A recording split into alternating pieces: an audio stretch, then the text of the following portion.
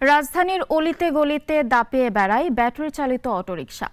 বিপজ্জনক উল্লেখ করে বিভিন্ন সময় এসব রিকশা চলাচল বন্ধের দাবি উঠলেও তা কমছে না। এবার খোদ সড়ক পরিবহন ও সেতুমন্ত্রী এসবের বিষয়ে ব্যবস্থা নেওয়ার নির্দেশ দিয়েছেন। তারপরেও অবাধে চলছে এসব যান। সাইফুল শাহিনের রিপোর্ট। রাজধানীর গুরুত্বপূর্ণ সড়কগুলোতে ব্যাটারি চালিত রিকশা চলাচল দিন দিন বেড়েই চলছে।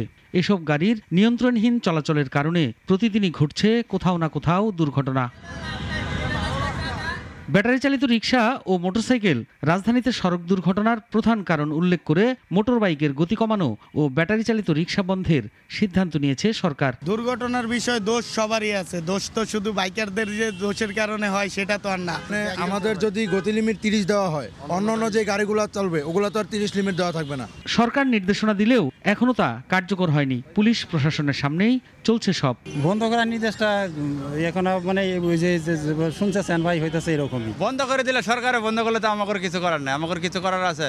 অনেক গ্যাদারিং হয়, এরা কোনো লাইন মেনটেন করে গাড়ি চালায় না। এই জায়গাটার মধ্যে তারা 4% করে ফেলে 1 সেকেন্ডের ভিতরে। মানে ওরা যেমনি মনে হচ্ছে সেমনি চালাইতেছে। বন্ধ করে দিবে এগুলো প্রায় বলে ভাই, কিন্তু হয় না। এদেরকে কর্মসংস্থানের ব্যবস্থা করতে হবে। আর আরেকটা দিক হচ্ছে যে এদেরকে সুশিক্ষা দিতে হবে। রাজধানীর বিভিন্ন এলাকার সংযোগ সড়ক তো আছেই, মূল সড়কেও দাপটের সাথে চলছে 3 চাকার ব্যাটারি চালিত রিকশা। তো ব্যাটারি চালিত রিকশা মানে এত স্পিডে চলে তো নিয়ন্ত্রণ করা কঠিন এবং যে কোনো সময় অ্যাক্সিডেন্ট হওয়ার সম্ভাবনা থাকে। আগে গ্রামে চলতো, এটা আমরা দেখতে খেয়াল করতাম, এখন শহরেও চলতেছে, দেখি পুলিশ কোনো কিছু বলতেছে না। অনেকেই বলছে ব্যাটারি চালিত রিকশা চলাচল হঠাৎ বন্ধ করে দিলে বহু মানুষ আয় রোজগারের মাধ্যম হারিয়ে পথে বসে যাবে। অটো রিকশা দিয়ে বন্ধ করে দিতে হবে, আমাদের কর্ম দিব। পুরো বাংলাদেশে এটা দিয়ে আমাদের অনেক মানুষ চলতেছে, বন্ধ করলে দুর্ভোগ বাড়বো মানুষের। ওদের একটা ব্যবস্থা না করে এটা আসলে করা ঠিক না।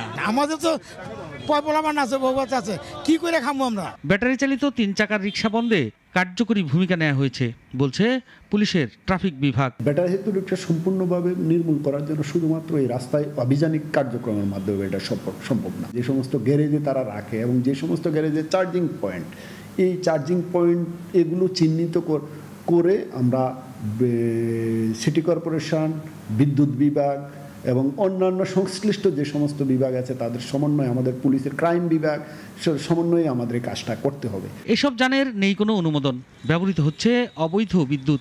এতে কোটি কোটি টাকার রাজস্ব হারাচ্ছে সরকার, আর লাভবান হচ্ছে অসাধু অটোরিকশা মালিকরা। সাইফুল শাহিন, নাগরিক, ঢাকা।